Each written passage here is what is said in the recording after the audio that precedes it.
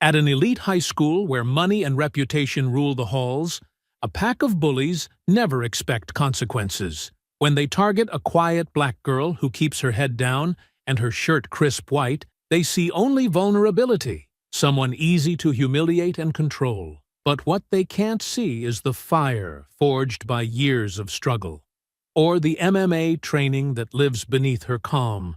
When a so-called prank turns violent, she faces a choice: back down or fight for her dignity. They picked the wrong target. Before we go any further, comment where in the world you are watching from and make sure to subscribe, because tomorrow's story is one you don't want to miss. The final bell's harsh ring echoed through Willoughby High's halls. Ayanna Johnson adjusted her white button-up shirt and gripped her backpack straps tightly. Around her, students rushed past in a blur of excitement and chatter, their weekend plans already in full swing. She kept her head high, but her eyes forward, moving with purpose through the crowd. A group of freshmen bumped into her, not even bothering to apologize. Ayanna had learned long ago that being one of the few black students at Willoughby meant becoming expert at navigating both the physical and social spaces with careful precision. The main hallway was packed as usual, filled with red varsity jackets and designer bags. Ayanna turned left, heading for her preferred exit behind the school. The noise faded as she walked down the quieter corridor, past unused lockers covered in peeling blue paint. Her phone buzzed in her pocket. A small smile crossed her face as she saw her mother's name on the screen. "Hi, Mom," Ayanna answered, her voice softening. "Baby, don't forget we're having dinner with Aunt Marie tonight," her mother's warm voice came through. "She wants to hear all about your college applications." Ayanna nodded, though her mother couldn't see it. "I know. I've got my essay draft ready to show her. The Georgetown deadline is coming up fast." "That's my girl." Her mother paused. "You know how proud I am of you, right? Working so hard for that scholarship?" The weight of their shared dreams pressed against Ayanna's chest. Her mother had been working double shifts at the hospital for years to give her every opportunity. A scholarship wasn't just about college. It was about breaking cycles. "I know, Mom. I'm going to make it happen." Ayanna's voice was firm with determination. "You always do. Be home by 5, okay? Love you. Love you too." Ayanna slipped her phone back into her pocket as she pushed open the heavy metal door leading to the back of the school. The autumn air was crisp, carrying the scent of dried leaves and distant smoke. This route took her past the dumpsters and old bleachers, but it was worth it to avoid the crowded front entrance where groups of students usually lingered, looking for drama or trouble. The gravel crunched under her feet as she walked, her mind already on her college essay. She'd written about her martial arts training, about finding strength in discipline and peace in power. What she hadn't written about was how those same skills made her feel safe in a school where she often felt anything but. A burst of laughter broke through her thoughts. Ahead, near the rusty dumpsters, stood a group of students she knew all too well. Tyler Prescott's tall frame leaned against the metal container, his red varsity jacket bright against the dirty green paint. Madison Cole stood close to him, her cheerleader uniform pristine despite the grimy surroundings. Dylan Price and Connor Davis flanked them like guards, all wearing matching jackets and smirks. They whispered to each other, heads bent together, but their eyes were fixed on Ayanna. Madison held her phone at hip level, trying to be subtle about recording. Tyler's usual charming smile was replaced with something darker, more anticipatory. Ayanna's steps slowed. Years of training had taught her to read body language, to sense threat before it manifested. Every instinct told her this wasn't a random gathering. The way they spread out, subtly blocking the narrow path between the dumpster and the chain-link fence. The way Connor's hands kept clenching and unclenching. The way Dylan bounced slightly on his toes, barely containing his excitement. She could turn around, find another way, but that would mean letting them win. letting them claim this space, too. Ayana thought of her mother's pride, of all the small indignities she'd swallowed over the years, of the scholarship that promised a future beyond all this. Her spine straightened. She kept walking, her pace measured and deliberate. The gravel seemed to crunch louder with each step. Madison's phone followed her movement. Tyler pushed himself off the dumpster, his smile widening as Ayana drew closer. The air grew thick with tension. Ayana could feel her heart beating steady and strong, her body relaxed, but ready, just as she'd been taught. She saw Tyler's eyes flick to Connor, saw Madison adjust her grip on her phone for a better angle. They had positioned themselves perfectly, Tyler and Connor in front, Madison and Dylan slightly behind, forming a loose circle that would close as soon as she entered it. It was a practiced move, one they'd probably used before on other students who took this lonely route. But they didn't know about her years of MMA training, about the power coiled beneath her careful calm. They saw what they wanted to see, a quiet black girl, alone and vulnerable. Their mistake. As Ayana approached the group, Tyler stepped directly into her path, his 6-foot frame casting a shadow over her. "Hey, Johnson, leaving so soon?" His voice dripped with fake friendliness. "We were just talking about you." Ayana kept her expression neutral, though her muscles tensed. "I need to get home." Madison circled to her left, phone still recording. "What's the rush? Got another scholarship essay to write?" She drew out the word scholarship like it was something dirty. "Must be nice," Dylan chimed in, moving to block Ayana's other side. "Getting all those special opportunities." Ayana took a slow breath, just like her sensei had taught her. "Center yourself.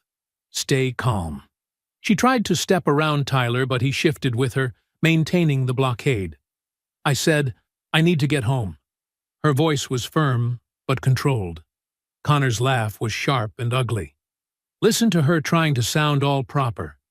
"Bet that's how you fool all those college admissions people, right?" Speaking of fooling people, Madison stepped closer, her phone now openly recording. "What's with the hair today? Trying to look more professional?" She reached out as if to touch Ayana's carefully styled hair. Ayana jerked back, bumping into Dylan, who had crept up behind her. The circle was complete now. Her heart rate picked up, but she kept her breathing steady. "Don't touch me," Ayana said, her voice low but clear. "Any of you."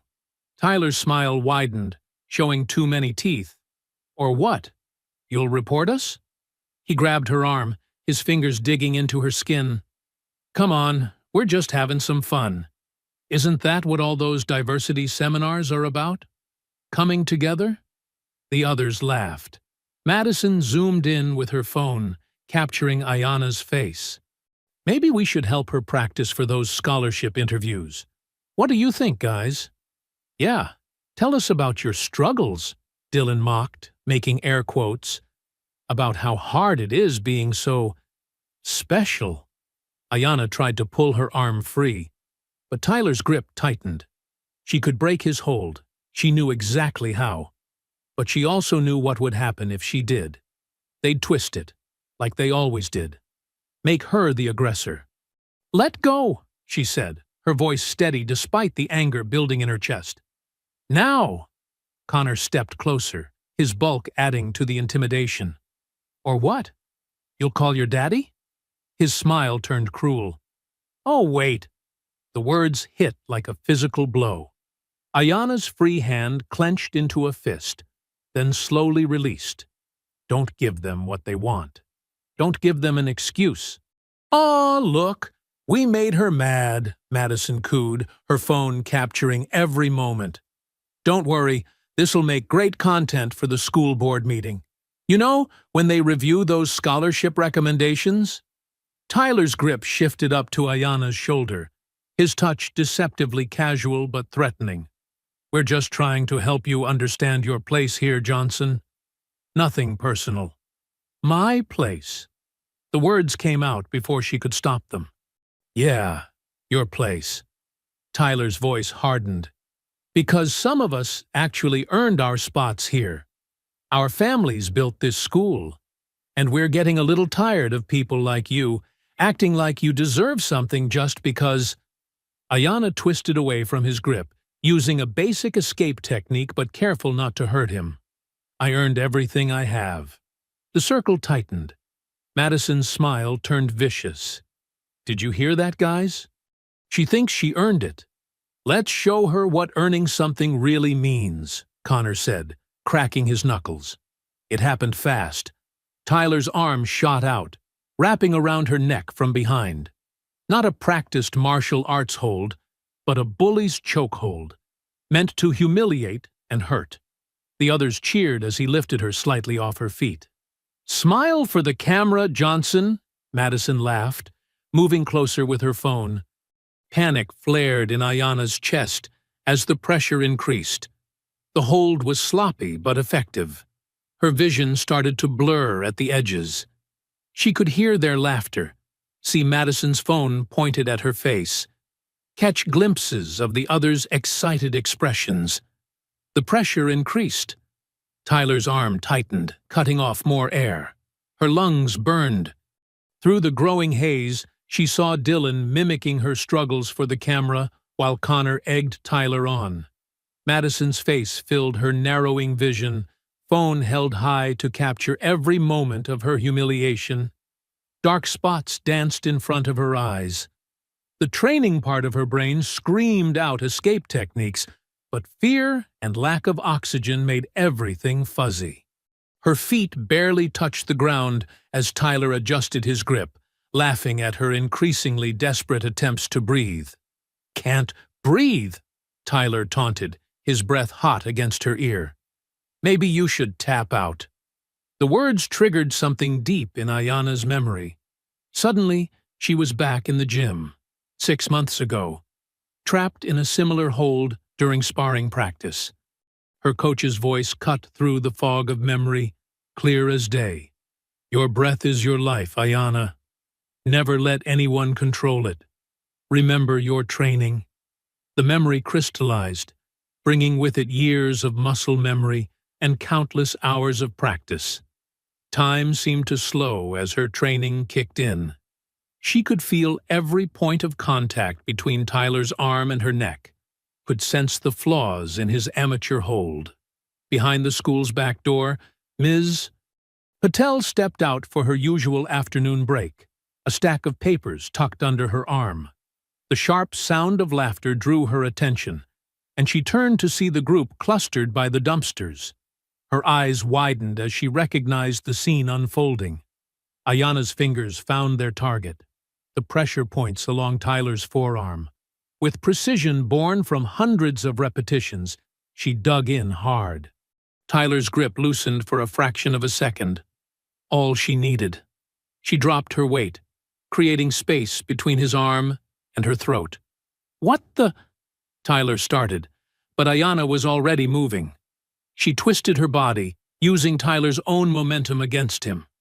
Her hip turned, her hands gripped his arm, and suddenly Tyler was airborne.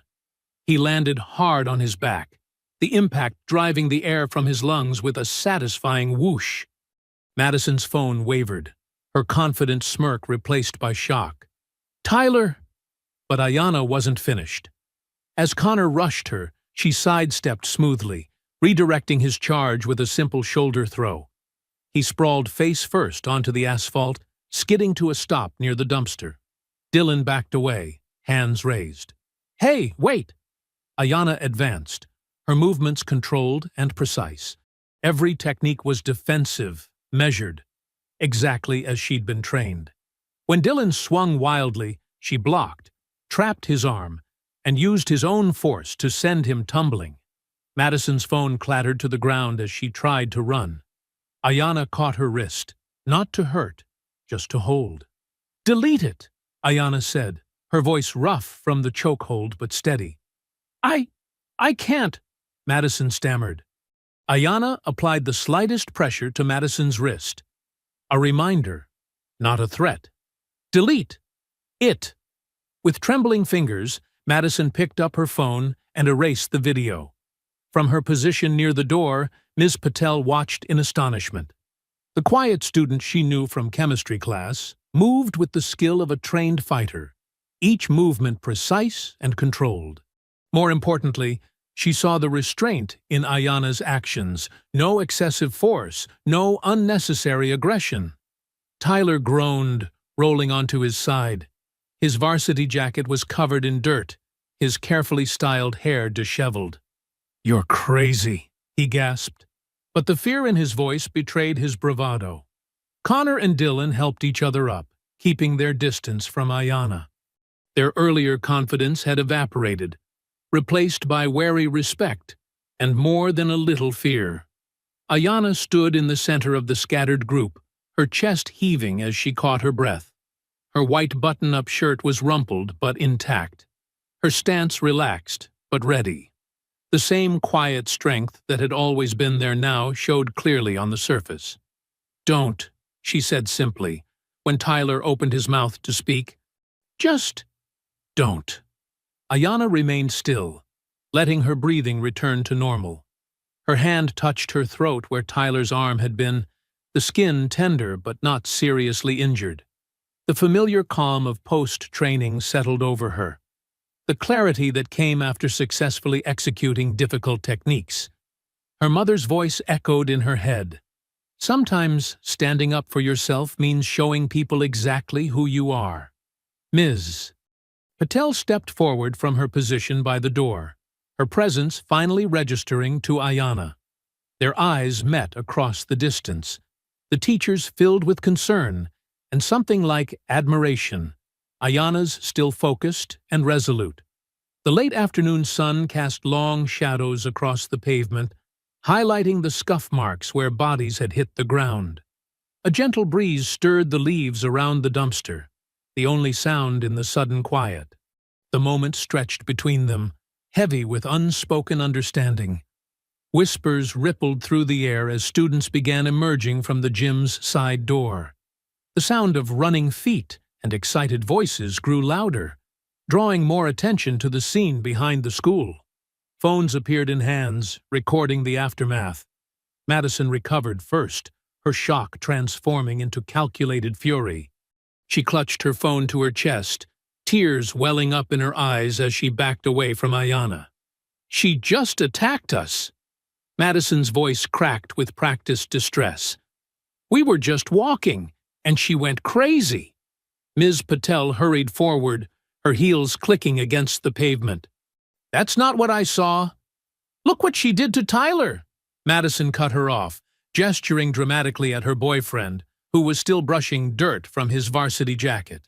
The growing crowd of students pressed closer, phones raised, capturing every moment.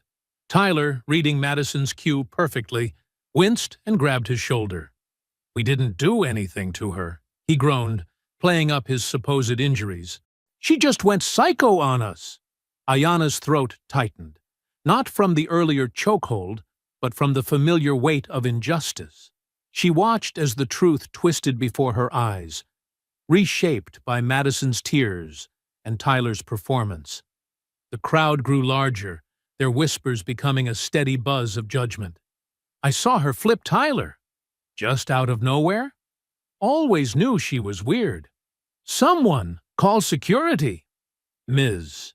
Patel stepped between Ayana and the others, her voice carrying authority despite her small frame. "Everyone needs to step back right now. I witnessed—" "She attacked us first," Connor interrupted, finding his courage in the growing crowd. "Madison has it all on video." Madison's fingers flew across her phone screen. Ayana's stomach dropped, as she realized Madison must have been secretly recording even before she'd ordered the first video deleted. The cheerleader's face lit up with vindictive triumph. "See?" Madison thrust her phone toward the nearest students. "Look what she did to us." The video showed only the end, Ayana executing her defensive moves, but none of the provocation that led to it. The careful editing cut out Tyler's chokehold completely, starting instead with Ayana's counterattack. "That's not what happened," Ayana said, her voice steady despite the growing knot in her chest. "They attacked me first. Tyler had me in a chokehold." "Liar!" Madison shrieked, her performance perfectly calibrated to draw sympathy. "We have proof! You're just trying to cover up what you did." The crowd of students pressed closer, their phones capturing every moment of the unfolding drama. Ayanna felt the familiar weight of their stares, heavier now with judgment and fear. She'd seen this before. How quickly truth could be buried under a carefully crafted lie. Ms. Patel raised her voice over the growing chaos. "Everyone needs to stop recording right now.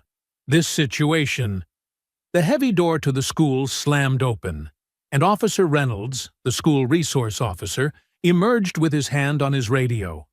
His presence sent a ripple through the crowd, students automatically stepping back to make way. "What's going on out here?" His hand rested casually on his belt as he surveyed the scene. His gaze lingered on Ayanna, and she saw the assumptions forming behind his eyes. Madison launched into her version before anyone else could speak. "She attacked us, Officer Reynolds. We have it on video. Tyler's hurt, and she—" "That's not true," Ms. Patel interjected firmly. "I saw." "Everyone to the principal's office," Officer Reynolds commanded, cutting off further discussion. "Now." The walk through the school corridors felt endless.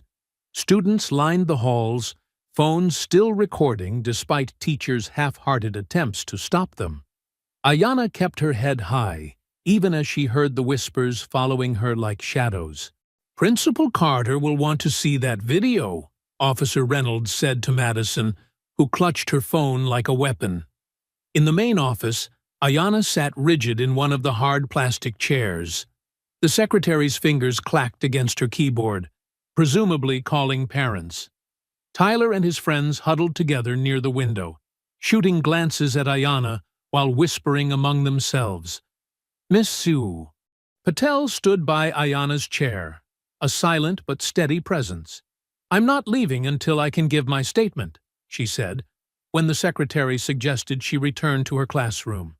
The minutes crawled by like hours. Ayanna's phone buzzed in her pocket. A text from her mother saying she was on her way.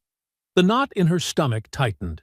They couldn't afford any problems, not with college applications pending and rent always tight. Madison's parents arrived first, her father in an expensive suit, her mother wearing tennis whites. They swept in like royalty, demanding immediate attention.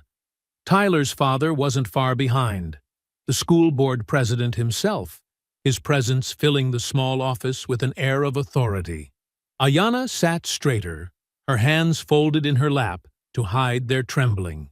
She could feel the weight of the system aligning against her, could see it in the way the secretary straightened when Tyler's father entered, in the way Officer Reynolds deferred to him immediately. The door to Principal Carter's office opened, and his secretary gestured for everyone to enter. Ayanna remained seated, waiting for her mother, feeling the full weight of what was coming.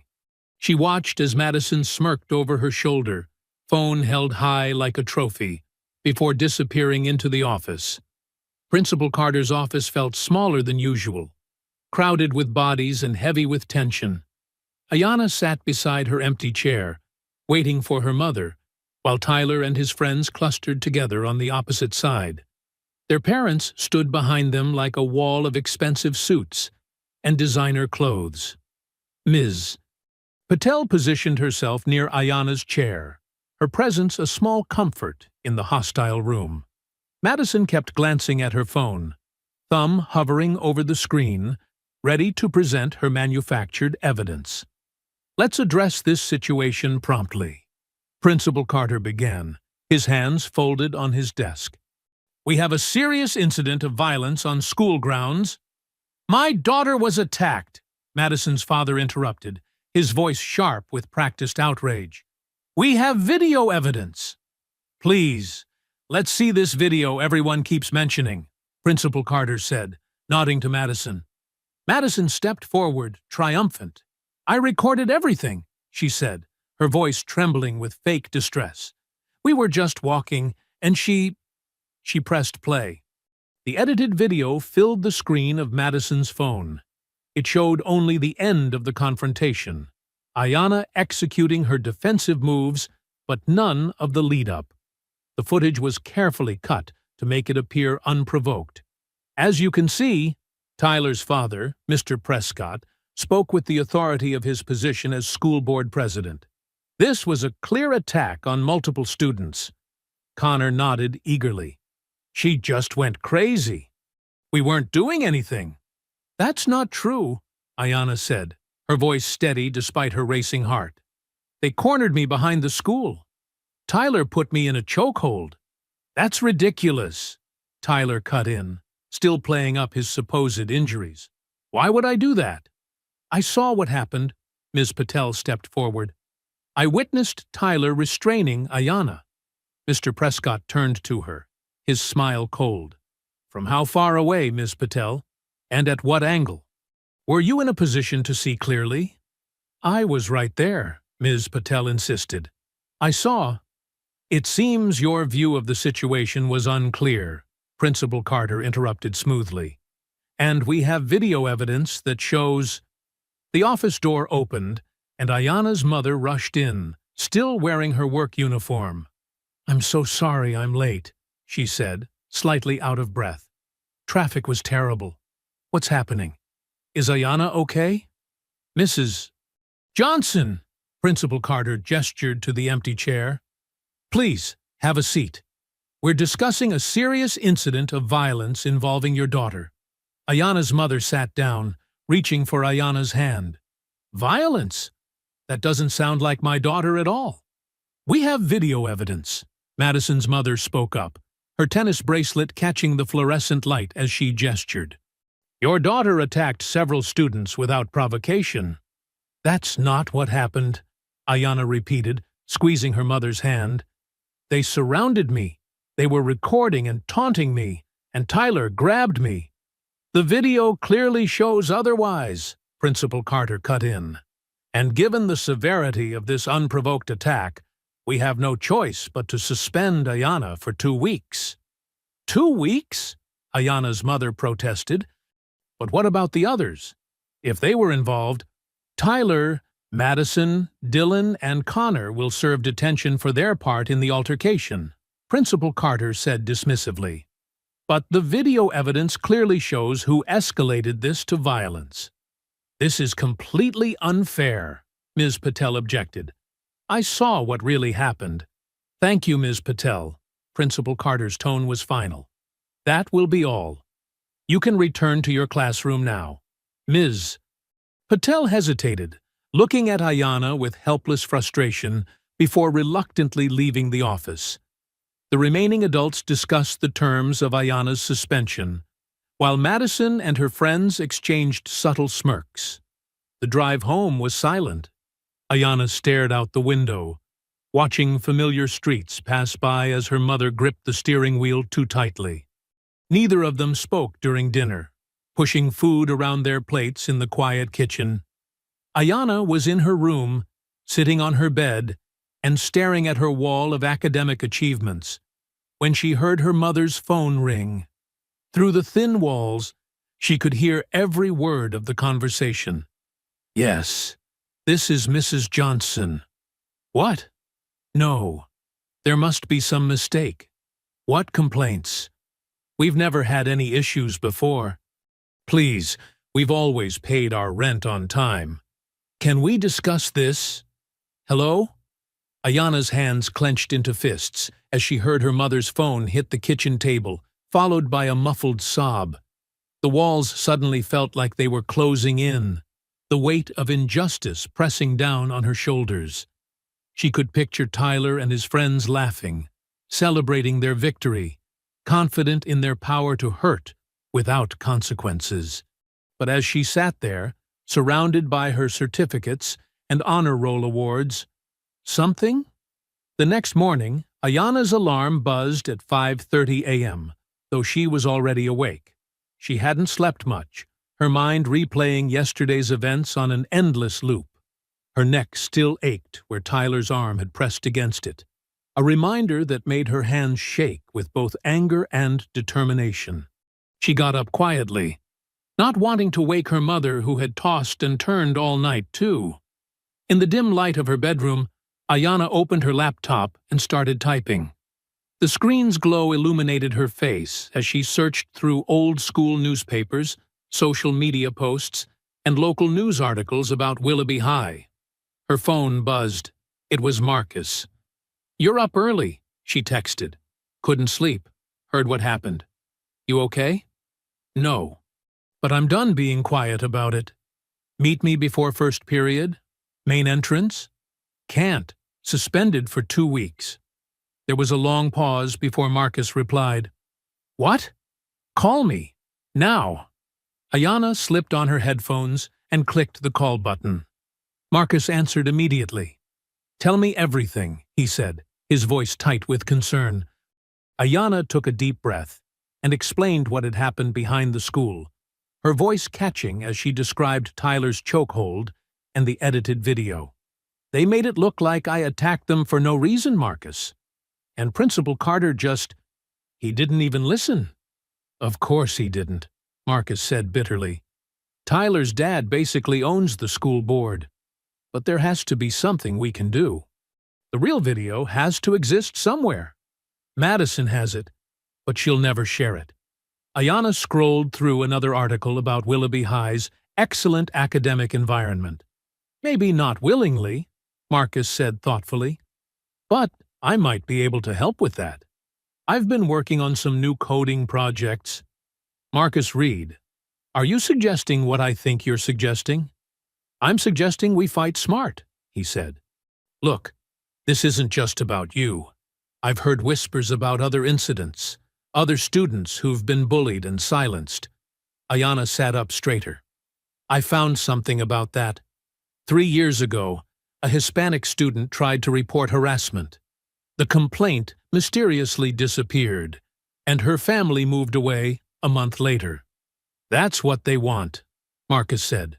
"They want people to give up and go away. But you're not going anywhere, are you?" "No," Ayanna said firmly. "I'm not." She heard Marcus typing in the background. "I'm looking at the school's public records now. Did you know they've had 4 different vice principals in 5 years? Each one left suddenly, no explanation." "Send me what you find," Ayanna said, opening a new document. "I'm starting a timeline." They spent the next hour trading information, building a clearer picture of Willoughby High's darker side. Patterns emerged. Complaints that vanished, students who transferred, teachers who left abruptly. "This is bigger than just Tyler and his friends," Marcus said. "It's systematic. They've been covering things up for years." Ayanna heard her mother stirring in the other room. "I have to go." "But Marcus, I need your help with this. I can't let them get away with it anymore." "You know I've got your back," Marcus said. "Always have, always will. But we need to be careful. These people have power, and they're not afraid to use it." "I know. That eviction threat wasn't a coincidence." "My house is safe," Marcus said. "My parents are at work until late. Come over after school hours. We can set up base there. Start gathering real evidence. Your mom won't mind?" "Are you kidding? Mom's been saying for years that somebody needs to stand up to the Prescotts. She'll probably bake us cookies while we work." That made Ayanna smile for the first time since yesterday. "Thanks, Marcus. Really." "Don't thank me yet. This is going to be hard. We're going up against people who are used to winning." "Then maybe it's time they learned how to lose," Ayanna said, her voice steady. "I'll bring everything I've found so far. And Marcus, be careful at school today. Watch your back. Always do. See you at 4?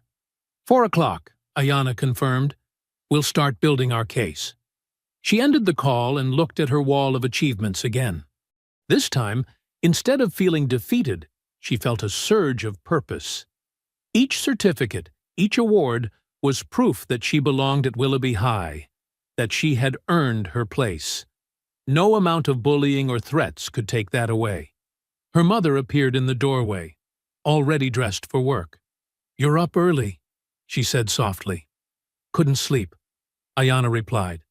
Mom, I'm going to Marcus's house later. We have a project to work on. Her mother nodded, understanding in her eyes. Just be home for dinner.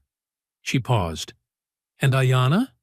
Whatever you're planning, be careful. I will, Ayana promised. I'm not going to do anything wrong. I'm just going to expose what's already wrong. Her mother smiled sadly. Sometimes that's the most dangerous thing of all. The walk to Marcus's house felt longer than usual. Ayana kept looking over her shoulder, hyper-aware of every passing car. She carried her laptop in her backpack, along with a notebook filled with her morning research. The afternoon sun beat down on her shoulders as she finally reached Marcus's front porch. Marcus opened the door before she could knock. Come on in. I've already started mapping out connections on my computer. Ayana followed him to the kitchen, where his laptop sat surrounded by snacks and empty soda cans. True to his word, his mom had left them a plate of chocolate chip cookies. First things first, Marcus said, pulling up a spreadsheet. I made a list of names. Students who left suddenly or transferred in the past 2 years. There's a pattern. Ayana leaned in, scanning the screen. How did you get this information? School newspaper archives. I write for them, remember? Plus, the yearbook committee keeps pretty detailed records. He pointed to a name. Look at this one, Elijah Carter. He was top of his class freshman year, then suddenly went quiet, started missing school. His grades dropped. Now he works at the grocery store after school and barely talks to anyone. I remember him, Ayana said softly. He used to answer all the questions in biology. Then one day he just stopped. Marcus nodded. I saw him this morning. He was watching when Tyler and his friends were laughing about your suspension in the hallway. The look on his face. I think he knows something. Ayana pulled out her phone. The grocery store's just a few blocks away. Should we go talk to him? Already texted him, Marcus said. He gets off work at 5, said he'd meet us here. While they waited, they sorted through the information they'd gathered. Ms. Patel had slipped Ayana an envelope during their brief encounter that morning, filled with copies of old incident reports and email exchanges. Look at this, Ayana said, spreading out the papers. 3 years ago, Ms. Patel reported Tyler for harassing a student in her class. The complaint vanished, and she got called in for a performance review. Marcus whistled low. No wonder she's being careful now. But she's still helping. The doorbell rang at exactly 5 o'clock. Elijah Carter stood on the porch, still in his work uniform, his shoulders hunched as if trying to make himself smaller. Come in, Marcus said warmly. Want a cookie? My mom made them. Elijah managed a small smile and took one, perching nervously on the edge of a kitchen chair. I can't stay long. My mom's expecting me home. We understand, Ayana said gently. We just want to hear your story. If you're willing to tell it. Elijah was quiet for a long moment, crumbling the cookie between his fingers. It started sophomore year, he finally said. I got the highest score on a math test. Tyler didn't like that. He and his friends started small, knocking books out of my hands, accidentally, spilling drinks on my homework. His voice grew quieter. Then they found out my dad was sick, that we were struggling with medical bills. They started spreading rumors that I was selling drugs to pay for his treatment, left threatening notes in my locker. My car got vandalized in the school parking lot. Did you report it? Marcus asked, though they all knew the answer. 3 times, Elijah said bitterly. Each time the complaints disappeared. The vice principal said there wasn't enough evidence. Then Tyler's dad showed up at my house one evening, talking about how he'd heard about my father's medical situation, how tragic it would be if my dad lost his insurance coverage. Ayana felt sick. They threatened your father's health care? Elijah nodded. The next day, I dropped all my advanced classes, stopped participating. It was easier to disappear than to fight. But you're here now, Marcus said. Why? Because I saw what they did to you, Ayanna. And what happened after? It's the same pattern, the same threats. Someone needs to stop them. He pulled out his phone. I kept everything. The threatening texts, pictures of the vandalism, recordings of conversations. I was too scared to use them before, but we'll protect your identity, Ayanna promised. We're gathering evidence, building a case. There have to be others. There are, Elijah said. Maria Rodriguez. Her family moved away last year after similar threats. Jason Kim switched schools after his parents' restaurant started getting bad health inspection reports out of nowhere. I can give you their contact information. As they talked, more pieces fell into place. Marcus documented everything while Ayanna and Elijah compared experiences, finding disturbing similarities in how the bullying escalated and how the system protected the perpetrators. Through the kitchen window, Ayanna noticed a red car driving past Marcus's house for the third time. She recognized Madison in the passenger seat, phone raised as if taking pictures. They're watching, she said quietly. Marcus and Elijah followed her gaze just as the car passed again, slower this time. They know we're gathering evidence, Marcus said. They're not even trying to hide their intimidation anymore. Elijah stood up, his face pale. I should go, but I want to help. Just tell me what you need. Your story is enough for now, Ayanna assured him. We'll be in touch when we have a solid plan. After Elijah left, Ayanna and Marcus watched the red car make another pass. We need to work faster, Marcus said. They're getting nervous. Ayanna nodded, her jaw set with determination. Good. They should be. The hallways of Willoughby High felt different now. Students whispered as Ayanna passed, some offering sympathetic glances, others quickly looking away.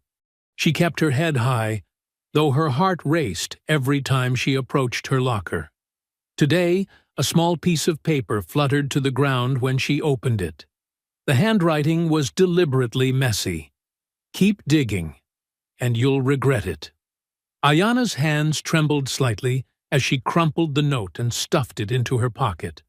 The fourth one this week. Another one? Marcus appeared beside her, his voice low. Dark circles under his eyes betrayed his exhaustion. Yeah. You okay? You look tired. Marcus pulled out his phone, showing her his social media notifications. Hundreds of hostile comments flooded his latest posts, many from anonymous accounts.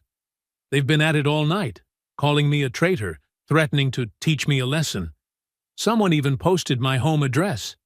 Marcus, that's serious. We should… What? Tell the principal? The police? His bitter laugh echoed in the nearly empty hallway. You saw how they handled your assault. They don't care. The morning dragged on.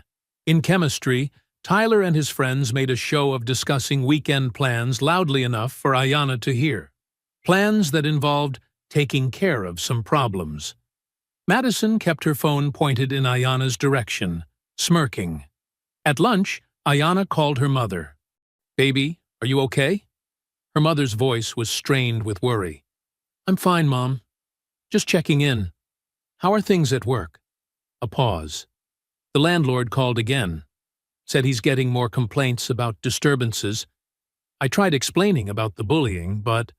She sighed heavily. Don't you worry about it. Focus on your studies. We'll figure something out. That evening, Ayanna pushed through the doors of Kingdom MMA Gym. The familiar smell of sweat and leather wrapping around her like a comfort blanket. Coach Rivera nodded as she wrapped her hands. Heard about what happened at school, he said, holding the heavy bag steady. Remember what I taught you about fear? Ayanna threw a combination of punches, each one sharper than the last. Fear is just energy waiting to be used. That's right. Channel it. Control it. He adjusted her stance slightly. But don't let it control you. For 2 hours, Ayana lost herself in the rhythm of training. Jab, cross, hook, sprawl, sweep, mount. Each movement helped clear her mind, rebuild her confidence. Other fighters stopped to watch her work, impressed by her intensity. "You're getting stronger," Coach Rivera said, as she finished her final round, both inside and out. Ayana smiled, unwrapping her hands. "Thanks, Coach. I needed this today. Anyone gives you trouble. You know we've got your back here." He gestured around at the other fighters, many of whom nodded in agreement. "This is your sanctuary." The walk home was dark, but peaceful. Ayana felt centered, her muscles pleasantly sore. The stress of the day had melted away under the physical exertion. She was 3 houses away from home when she heard the crash. Her mother stood on their front lawn, phone in hand, staring at their living room window. Shattered glass glittered on the carpet inside. A brick lay among the fragments, a paper wrapped around it with rubber bands. "Mom!" Ayana ran to her. "Are you okay?" "I'm fine. I was in the kitchen when it happened." Her mother's voice shook. "I've called the police." Ayana carefully picked up the brick, unwrapping the note. The same messy handwriting. "Last warning. Back off, or worse is coming." 2 police cars arrived with their lights off. The officers seemed more annoyed than concerned, barely glancing at the brick or note. "Probably just kids playing pranks," one officer said, not even bothering to take out his notepad. "Kids playing pranks?" Ayana's mother's voice rose. "They threw a brick through our window. We're being threatened." The second officer cleared his throat. "Ma'am, unless you have concrete evidence of who did this." "What about the note?" Ayana held it out. "It's connected to what's been happening at school. Tyler Prescott and his friends—" "The Prescott boy?" The first officer's tone changed. "Judge Prescott's grandson? Look, young lady, those are serious accusations. Better be careful about throwing around names like that without proof." "But we have proof. We've been gathering evidence of—" "Ayana." Her mother's hand gripped her arm. "Thank you, officers. We'll board up the window tonight." The police left without filing a report. Ayana helped her mother sweep up the glass, both working in tense silence. The cool night air drifted through the broken window, carrying with it a sense of violation and vulnerability. "Maybe we should stop," her mother finally said, voice barely above a whisper. "Your safety is more important than—" "No." Ayana's voice was firm. "That's what they want. They want us scared, want us to give up. But I won't. We can't." Her mother pulled her into a tight hug, and Ayana felt her trembling. "I'm proud of you," she whispered. "So proud. But I'm also terrified." The next morning felt heavier than usual at Willoughby High. Ayana walked through the halls with her shoulders tense, scanning faces and corners. The broken window at home had left her with little sleep, dark circles shadowing her eyes. Marcus wasn't at their usual meeting spot before first period. Her texts went unanswered. By lunch, worry gnawed at her stomach. The cafeteria buzzed with its usual chaos.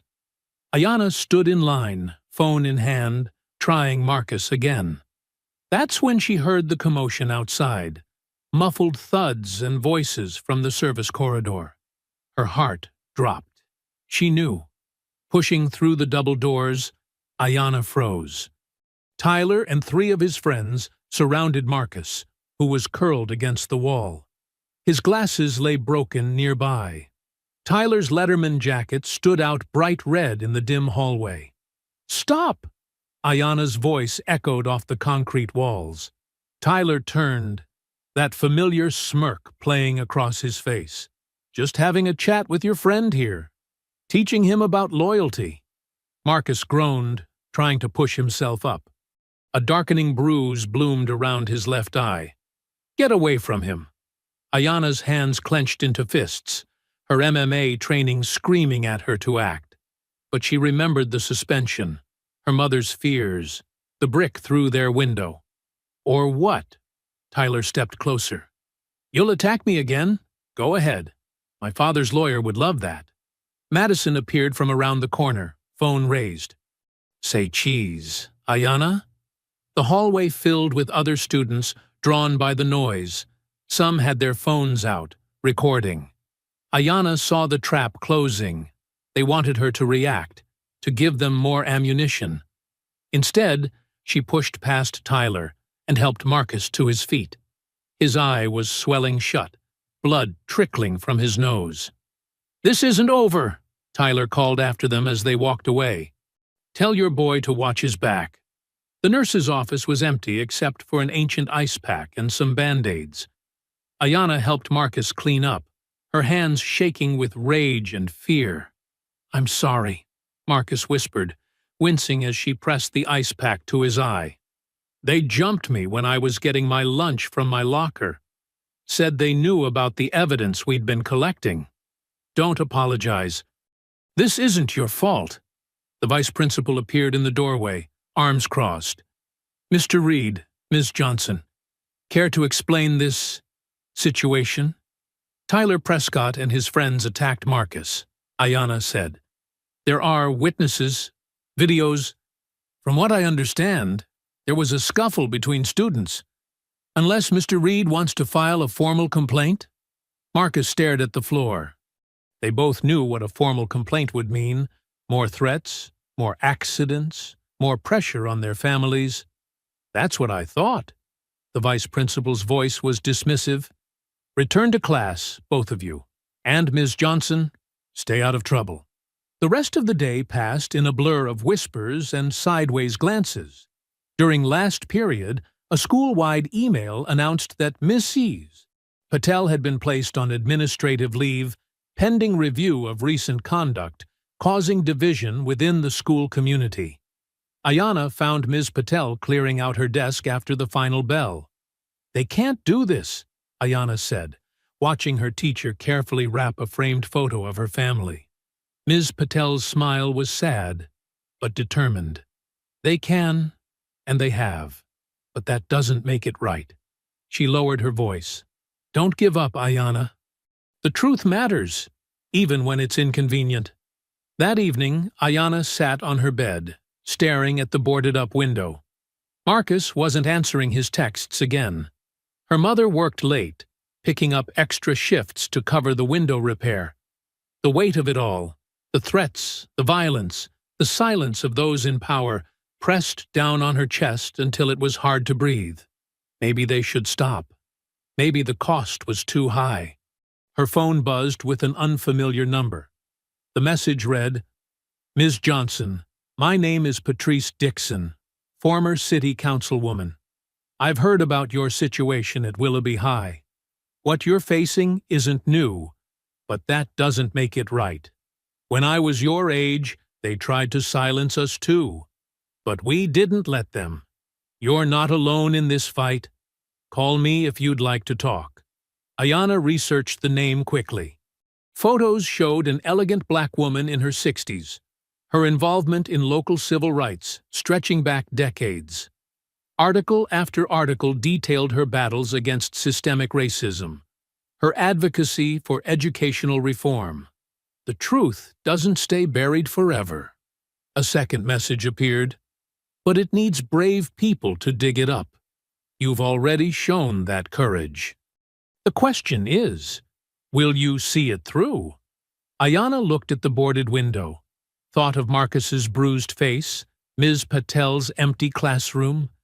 Her fingers hovered over the phone's keypad, trembling slightly with the weight of the choice before her. Ayanna stared at Councilwoman Dixon's message for a long moment before hitting call. The conversation lasted nearly an hour, filling her with a renewed sense of purpose. The councilwoman's stories of past struggles and victories sparked something in Ayanna. Not just anger, but hope. The next morning, she met Marcus before school at their favorite coffee shop 2 blocks from campus. His eye was still swollen, but determination had replaced the fear in his expression. We need to be smarter about this, Ayanna said, sliding her phone across the table. "Look what Councilwoman Dixon sent me." Marcus scrolled through the detailed suggestions and legal resources. "This is gold. But Tyler's crew is getting more aggressive. We need backup. That's why we're here early." Ayanna pulled out a notebook. Time to make a real plan. They spent the next hour mapping out their strategy. Marcus, despite his injuries, grew more animated as they worked. His tech knowledge would be crucial. "We'll create a shared cloud folder," he explained, sketching a diagram. "Everyone who witnesses something can upload videos instantly. They can't delete what they can't find. And we need witnesses ready," Ayanna added. "People with phones in the right places, at the right times." Throughout the day, they quietly approached students they trusted. Elijah, still nervous but angry about Marcus's beating, agreed to help. So did Sarah from the newspaper club and Jordan from basketball. Each person they recruited knew someone else who'd been hurt by Tyler's crew. By lunch, their network had grown to 15 students, all with phones linked to the cloud folder Marcus created. They used coded messages in a private chat group to coordinate. The assembly announcement came during sixth period, a mandatory gathering about school unity and respect scheduled for Friday. Ayanna noticed Tyler and Madison exchanging looks across the classroom. After school, she overheard two of Tyler's friends in the parking lot. "Assembly's perfect," one said. "Everyone'll be there. She won't expect it." Ayanna's stomach tightened, but she forced herself to walk calmly to her car. Once inside, she messaged the group. "Friday. Assembly. Be ready." The next few days passed in a blur of preparation and tension. Marcus distributed detailed instructions about the best angles for recording and how to upload footage quickly. Their supporters positioned themselves strategically around the school, watching for signs of what Tyler might be planning. Councilwoman Dixon called each evening, offering advice and support. "Remember," she said Thursday night, "they expect you to be alone and afraid. Your unity is your strength." Friday morning dawned gray and cold. Ayanna dressed carefully in her crispest white button-up and black skirt. Her mother noticed her tension at breakfast. "Baby, what's going on?" she asked, worried lines creasing her forehead. Ayanna hugged her tight. "I'm handling it, Mom. I promise. Just trust me." At school, the atmosphere crackled with anticipation. Their supporters moved through the halls in pairs, phones charged and ready. Marcus had dark circles under his eyes from staying up late testing the cloud system one last time. "You okay?" Ayanna asked him as they headed to first period. He nodded, adjusting his new glasses. "Better than okay. Whatever they're planning, we're ready." The morning dragged. In each class, Ayanna felt Tyler's group watching her, their whispers and smirks more obvious than usual. Madison kept showing people something on her phone, generating snickers. By lunch, word had spread through their network. Tyler's crew had been gathering near the gym between classes, checking the exit routes and blind spots. They'd recruited extra friends to block certain hallways after the assembly. "They're trying to isolate you," Marcus said during their emergency meeting in the library. "Force you down specific corridors." Ayanna studied the school map they'd marked with Tyler's likely ambush points. "Then we'll make sure those corridors are covered. Every angle, every corner." Their supporters spread the word. Position phones at chest height for clearer footage. Use landscape mode. Keep backup batteries handy. Several teachers who quietly supported them agreed to accidentally delay leaving the assembly, ensuring adult witnesses nearby. The assembly was scheduled for last period. As students filed into the gymnasium, Ayanna felt the familiar pre-fight tension she knew from MMA tournaments. She breathed deeply, centering herself. Marcus squeezed her hand as they found their seats. Around the gym, their allies sat in carefully chosen spots, phones casually visible. Ayanna caught glimpses of Tyler's group, spread out near the exits, trying to look casual but vibrating with barely contained energy. The principal's speech about mutual respect and community values seemed to last forever. Ayana barely heard it, focused on maintaining her calm, remembering her training. This wasn't about fighting, it was about justice. Finally, the principal wrapped up. Students began shifting in their seats, the usual end-of-day restlessness amplified by the electric tension in the air. Ayana watched Tyler's friends move into position near the doors, their red Letterman jackets like warning flags. Marcus pulled out his phone, pretending to check messages. Around the gym, other phones appeared, their cameras ready to capture whatever came next. The bell rang, and students began standing, gathering their things. Ayana took one more deep breath, straightened her shirt, and stood. Whatever Tyler had planned, she and her supporters were ready. The truth would be recorded, undeniable this time. No edited videos, no twisted narratives. Students streamed toward the exits, the noise level rising as they pushed through the doors into the hallways. Ayana could feel the moment approaching, like the calm before a storm. As students poured out of the gym, the hallway quickly became a sea of bodies and noise. Ayana moved with deliberate steps, her white button-up shirt a stark contrast against the crowd of casual clothes and Letterman jackets. She felt the shift in energy before she saw them. Tyler, Madison, and Connor, emerging from different directions, converging like wolves circling prey. Marcus kept pace beside her, his phone already in hand, held at chest height, just as they'd planned. Around them, other students slowed their exit, forming a growing circle of onlookers. Phones appeared everywhere, dozens of screens catching the light. Tyler stepped directly into Ayana's path, his red varsity jacket seeming to glow under the fluorescent lights. Madison flanked him on the right, her own phone recording, while Connor moved to block any retreat. "Going somewhere," Tyler's voice carried over the crowd's murmur. Students pressed closer, sensing the confrontation building. Ayana straightened her shoulders, keeping her breathing steady just as she did before matches. She noticed Ms. Patel's replacement lingering uncertainly in the gym doorway, clearly unsure whether to intervene. "Move, Tyler." Ayana's voice was calm, controlled. She made no aggressive moves, remembering Councilwoman Dixon's advice about remaining clearly defensive. Connor laughed, the sound sharp and ugly. "Or what? You'll go crying to Mommy?" He stepped closer, towering over her. "Oh, wait! You can't! You'll both be homeless soon, right?" The crowd's whispers grew louder. More phones appeared, recording from different angles. Ayana caught glimpses of their supporters positioned exactly where they'd planned, capturing everything. Madison's lip curled into a sneer. Look at her, acting all proper in her little white shirt. She reached out and gave Ayana's shoulder a hard shove. "Think you're better than us?" Ayana absorbed the push without retaliating, though her muscles tensed instinctively. She noticed Marcus shifting position to get a better angle, other friendly faces doing the same around the circle. Tyler moved closer, his voice dropping to a dangerous growl. "You should have stayed down the first time." He shoved her hard, making her stumble back a step. "Known your place." The racial slur that followed his words hung in the air like poison. Several students gasped.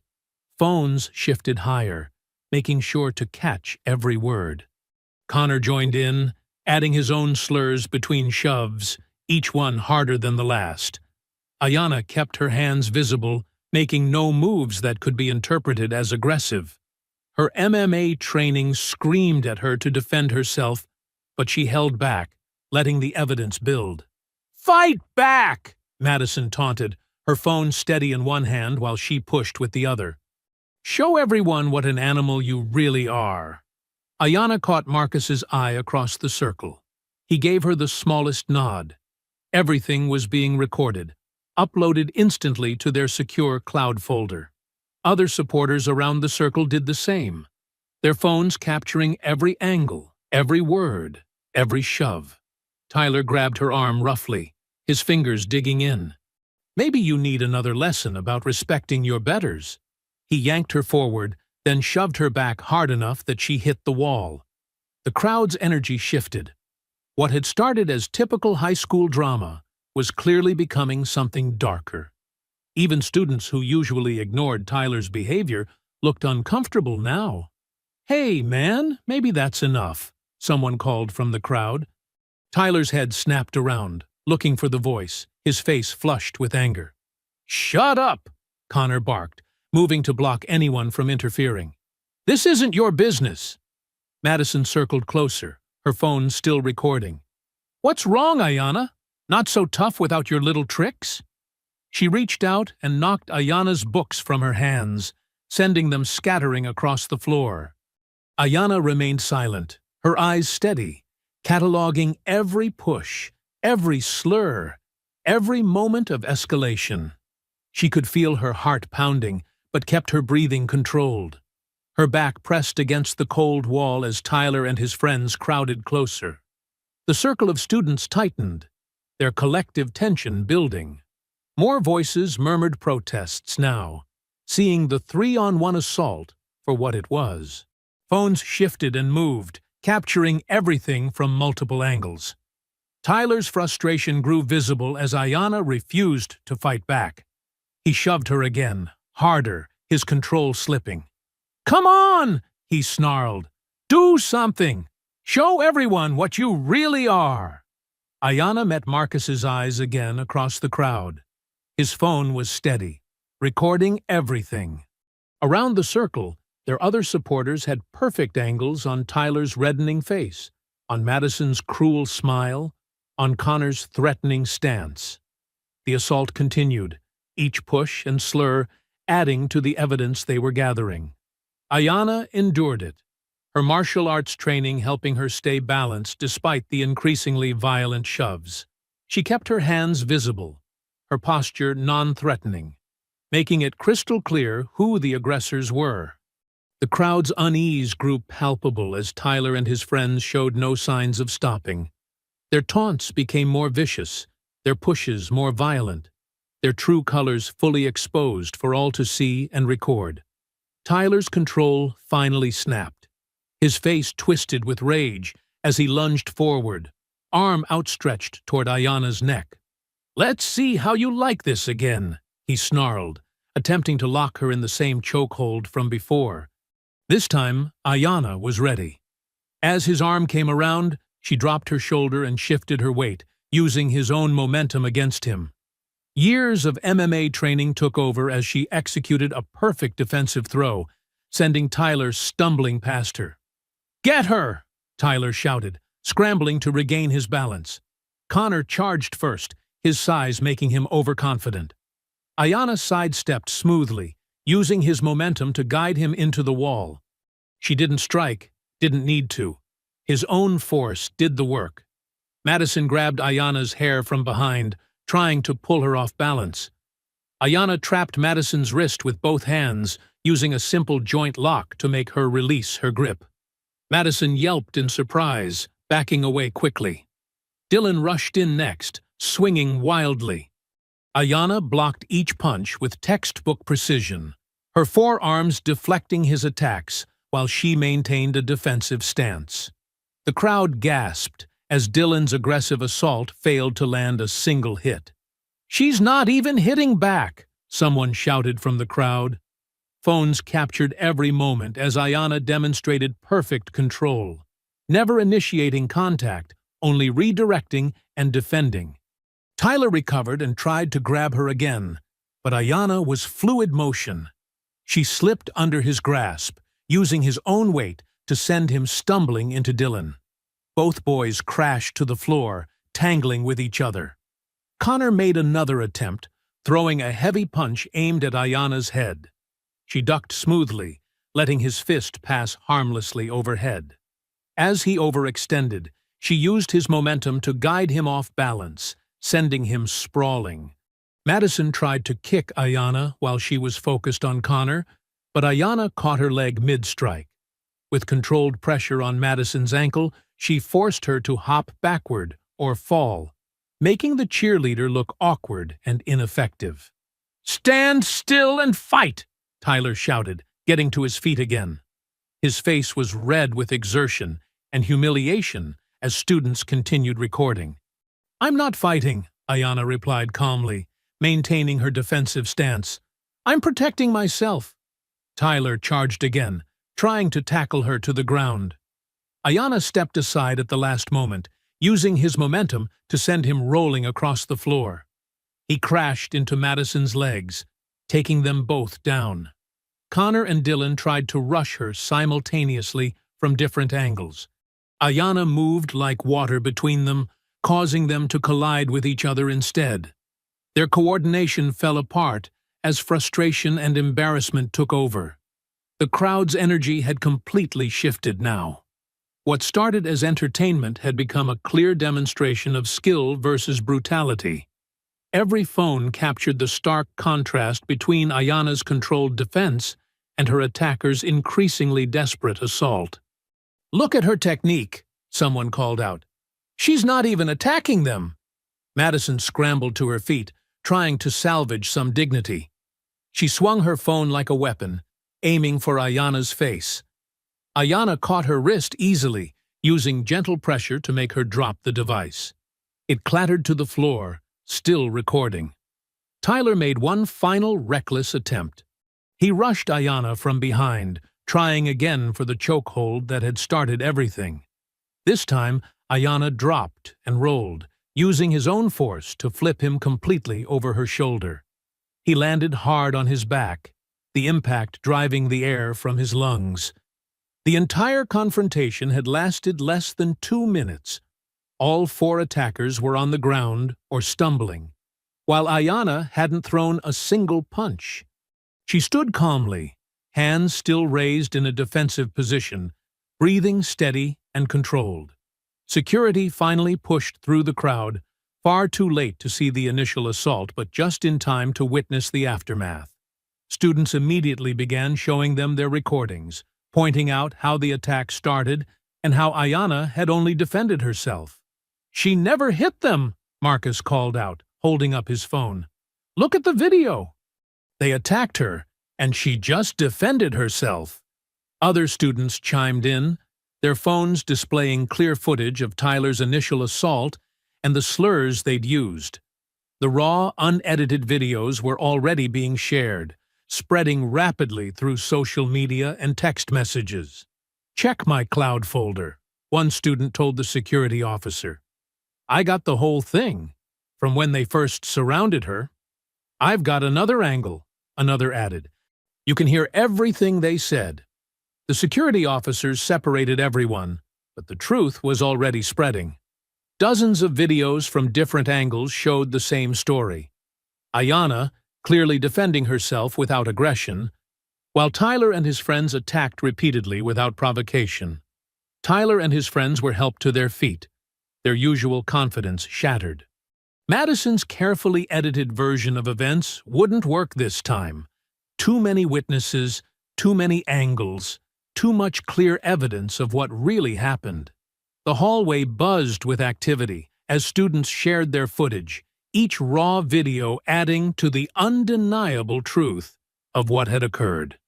Security radioed for administrative support, but the real story was already spreading throughout the school and beyond. The videos spread like wildfire across social media that evening. Students shared them in group chats, on Instagram, TikTok, and local Facebook groups. Each new share brought more comments, more outrage, and more support for Ayanna. Marcus coordinated the online response from his computer, making sure the unedited footage reached key community members. "Look at this," he said to Ayanna over the phone, scrolling through the reactions. "The local news stations are already picking it up." By midnight, the videos had reached tens of thousands of views. Comments flooded in from across the city. "This is what real self-defense looks like. She showed amazing restraint. Those bullies finally got exposed." The next morning, Ayanna and Marcus arrived early at school to set up for their hastily organized rally. They'd worked late into the night, contacting former victims and spreading the word. A white rental truck backed up to the school's front lawn, workers unloading a large projection screen. "You sure about this?" Marcus asked, helping to position the screen. Ayanna nodded, watching as more students began arriving. Everyone needs to see the whole truth. No more hiding. By 8 o'clock, a crowd had gathered. Students, parents, and community members filled the lawn. Local news vans lined the street, cameras ready. Elijah, the former victim who'd first spoken to them, stood with several other students who'd been bullied by Tyler's group. "I can't believe this is really happening," Elijah said, his voice shaking slightly. "We tried to speak up so many times." Ayanna squeezed his shoulder. "Not anymore. Today, everyone hears us." The superintendent's car pulled up, followed by several school board members. They looked tense, uncomfortable with the media presence. Principal Carter emerged from the building, his face pale as he saw the size of the crowd. Marcus connected his laptop to the projector. The screen flickered to life, showing a compilation of videos from the previous day's attack. The crowd fell silent as Tyler's initial assault played out in high definition. "Listen to what they're saying," someone called out as the racist slurs became clearly audible. The footage continued, showing Ayanna's controlled defense from multiple angles. Her technique was even more impressive in slow motion. Each movement precise, protective rather than aggressive. The contrast between the bully's violent attacks and her measured responses was stark. More videos followed. Security footage Marcus had obtained showing previous incidents, screenshots of threatening messages, testimonies from other victims. The evidence was overwhelming and undeniable. Ayanna stepped forward to address the crowd, her voice strong despite her exhaustion. "What you're seeing isn't just about yesterday," she began. "This is about years of systematic bullying, covered up and ignored because of who was doing it and who was being targeted." The crowd murmured in agreement. Phones recorded as she continued, "I train in MMA not because I want to fight, but because I needed to feel safe. Yesterday, I used those skills exactly as they're meant to be used, to protect myself without causing harm." More students joined the group behind her, including some who had previously stayed silent out of fear. "Every person standing here has a story." Ayanna gestured to them. Every story was dismissed, every complaint buried, every victim told to just avoid trouble. The superintendent stepped forward, trying to take control of the situation. "We take these allegations very seriously." "They're not allegations anymore," Marcus interrupted, pointing to the screen. "It's all right there. Every threat, every attack, every cover-up." Parents in the crowd began calling out questions. How long had this been going on? Why weren't complaints investigated? Who was responsible for hiding the truth? Ms. Patel arrived, still technically on administrative leave, carrying a box of documents. "I have copies of every buried complaint," she announced, dating back 3 years. The media swarmed forward, cameras flashing. The superintendent's face turned red as reporters shouted questions about the school's handling of bullying complaints. Ayanna raised her voice again, commanding attention. "We're not here for revenge. We're here for change. Real change." She looked directly at the school officials. No more swept under the rug. No more blaming victims. No more letting money and influence decide who gets protected. The crowd erupted in applause. Even some teachers, watching nervously from the school entrance, nodded in agreement. "I used my training yesterday to defend myself without throwing a single punch," Ayanna continued. "Now, I'm asking all of you to help defend every student who comes after me. We need real policies, real consequences, real protection." More applause. The superintendent huddled with the school board members, their expressions grave as they watched more evidence play across the screen. "We will be launching a full investigation," the superintendent finally announced, his voice carrying across the lawn. "Effective immediately. All parties involved in yesterday's incident are suspended pending review, and we will be examining every complaint in Ms. Patel's records." It wasn't everything, but it was a start. Ayanna looked at Marcus, then at the growing group of supporters behind her. For the first time in weeks, she felt real hope.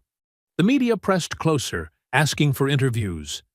Parents demanded immediate action. The evidence continued playing on the screen, impossible to deny or explain away.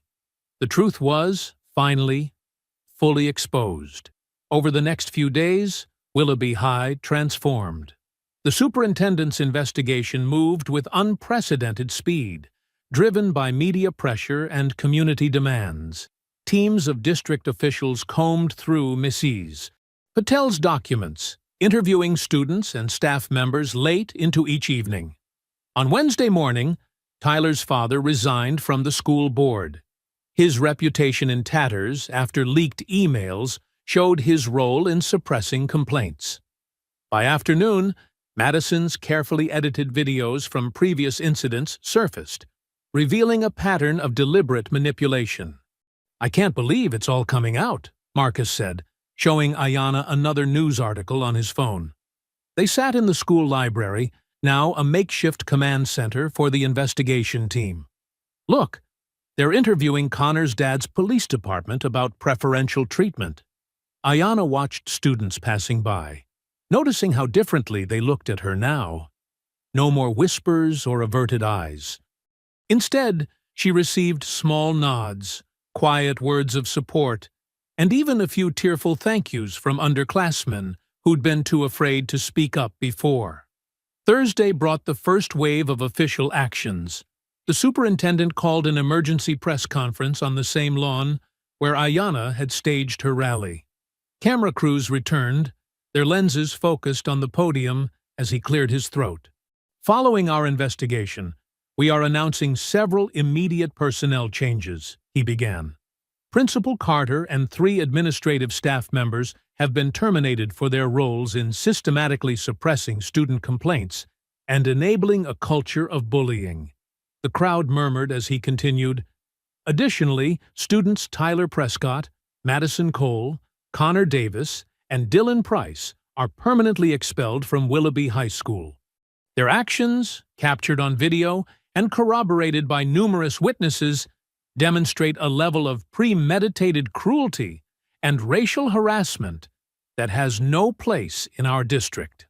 Councilwoman Dixon stood near the back, a satisfied smile on her face. She'd been working behind the scenes, pressuring the right people, making sure the investigation couldn't be derailed. When she caught Ayanna's eye, she gave a small, proud nod. Friday morning, Ayanna returned to school, her suspension officially overturned. Ms. Patel was reinstated with a formal apology and a promotion to lead a new student advocacy program. The halls felt lighter somehow, as if years of accumulated fear had finally lifted. During third period, the intercom crackled. "Ayanna Johnson, please report to the conference room." She found Councilwoman Dixon waiting with several school board members and local education officials. "Sit down, dear," Dixon said warmly. "We have something to discuss." The board's new president, Dr. Martinez, spoke first. "Ms. Johnson, your courage has forced us to confront serious failures in our system. We want to make things right." Dixon stepped forward, unfolding a document. "We're establishing the Ayanna Johnson Scholarship for Social Justice. Full tuition for students who demonstrate exceptional moral courage in standing up against discrimination and bullying." Ayanna's hands trembled as she read the details. The scholarship would help students like her attend college while continuing their advocacy work. "That's not all," Dr. Martinez added. "We're implementing a new district-wide anti-bullying policy. We're calling it Ayanna's Law." The policy was comprehensive. Mandatory reporting of all bullying incidents, protection for students who spoke up, clear consequences for offenders regardless of their family connections, and regular audits to ensure compliance. By Monday morning, the whole school gathered in the gymnasium for a special assembly. Ayanna sat in the front row between her mother and Marcus, watching as the new interim principal approached the microphone. "We're here today to right some wrongs," she began. "First, a public apology to Ayanna Johnson, whose only crime was defending herself while we failed to protect her." The apology continued, acknowledging the systemic racism and classism that had allowed the bullying to flourish. When it finished, Ayanna's mother squeezed her hand, tears in her eyes. "Additionally," the principal continued, "we're pleased to announce that Ms. Johnson has been nominated for this year's State Youth Leadership Award, and several colleges have already expressed interest in offering her additional scholarships." The applause was immediate and genuine. Students stood, many holding signs of support. Some of Tyler's former friends sat quietly in the back, their red varsity jackets conspicuously absent. Ms. Patel took the microphone next, introducing the new Student Advocacy Council. "And our first initiative," she announced, "will be a peer support program led by Ayanna, teaching students how to safely stand up against bullying and protect each other." Ayanna scanned the gymnasium, remembering how differently things had felt just a week ago. The same space where Tyler had tried to hurt her was now filled with hope and possibility. Real change had come to Willoughby High, bought with courage and persistence. The assembly continued with more announcements about new policies and programs, each designed to prevent another student from facing what Ayanna had endured. But more importantly, she saw determination in her classmates' faces, a shared commitment to maintaining this new reality they'd fought so hard to create. 3 weeks after the assembly, the Willoughby High Gymnasium buzzed with excited energy. Blue exercise mats covered the floor, and students from every grade level stretched and chatted, dressed in workout clothes. Sunlight streamed through the high windows, catching the new banner hanging on the wall. "Stand Strong, Student Self-Defense and Empowerment Program." Ayanna stood at the center mat, her hair pulled back neatly, wearing a black GI with her brown belt tied precisely at her waist. She watched as more students filed in, some nervous, others eager. The crowd was beautifully diverse, a mix of faces and backgrounds that would have been unthinkable just weeks ago. "Remember to sign in at the table," Ms. Patel called out, clipboard in hand.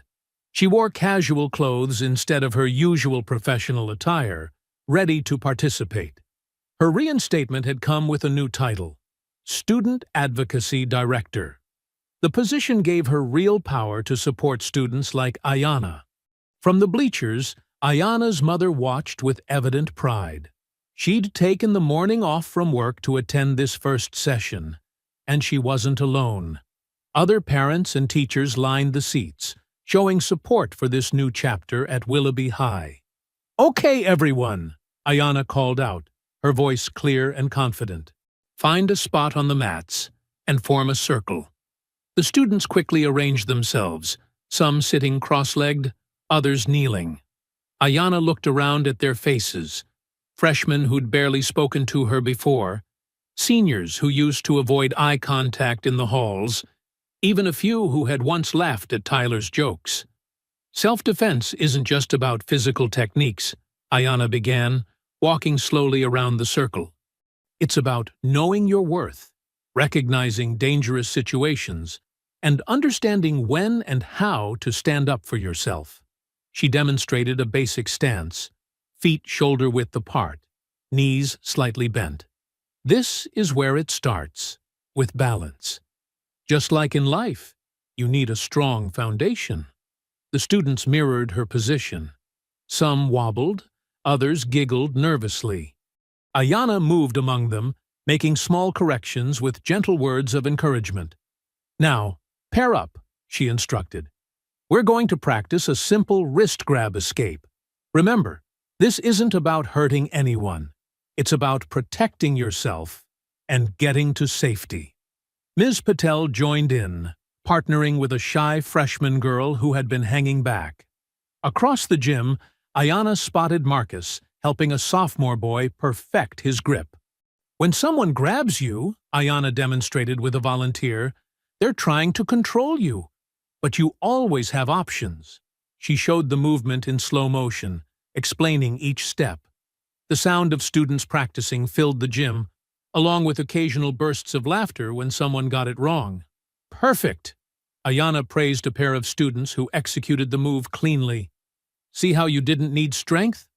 It's all about technique and confidence. From the bleachers, someone started clapping. Ayanna looked up to see Councilwoman Dixon had arrived, sitting next to her mother. Other observers joined the applause, making several students blush with pride. "Let's try something a little more challenging," Ayanna announced. She demonstrated a basic breakfall, showing how to fall safely. This might seem scary, but it's crucial. Sometimes life knocks you down. Knowing how to fall means you can get back up without being hurt. The gym mats thumped as students practiced, their initial hesitation giving way to determination. Ms. Patel moved through the groups, offering encouragement and sharing her own learning experience. "Remember when you first showed me this?" Ms. Patel asked Ayanna during a water break. "I was so nervous, but you made it feel natural." Ayanna smiled, remembering their private sessions after her reinstatement. "You were a quick learner." The morning continued with more techniques, each one building on the last. Ayanna made sure to include mental strategies too. How to project confidence, use your voice, and recognize when to seek help. Near the end of the session, Ayanna gathered everyone back in a circle. "Self-defense is about community too," she explained. "Look around. Every person here is learning to be stronger, not just for themselves, but for each other." The students' faces showed understanding. Many of them had witnessed the changes at Willoughby firsthand. The new policies, the shift in atmosphere, the way people looked out for each other now. "Next week, same time," Ayanna announced as students began rolling up the mats. "Bring a friend if you want. This space is open to everyone." Ms. Patel helped collect water bottles and towels, chatting with students who lingered to ask questions. Ayanna's mother came down from the bleachers, embracing her daughter with tears in her eyes. "Baby, I am so proud of you," she whispered. As the gym slowly emptied, Ayanna checked her phone. A new message popped up from an unfamiliar number. "Hey, I saw what you did for the school. There's some stuff happening at my sister's middle school. Could we talk? I hope you enjoyed that story. Please share it with your friends and subscribe so that you do not miss out on the next one. In the meantime, I have hand-picked 2 stories for you that I think you will enjoy. Have a great day."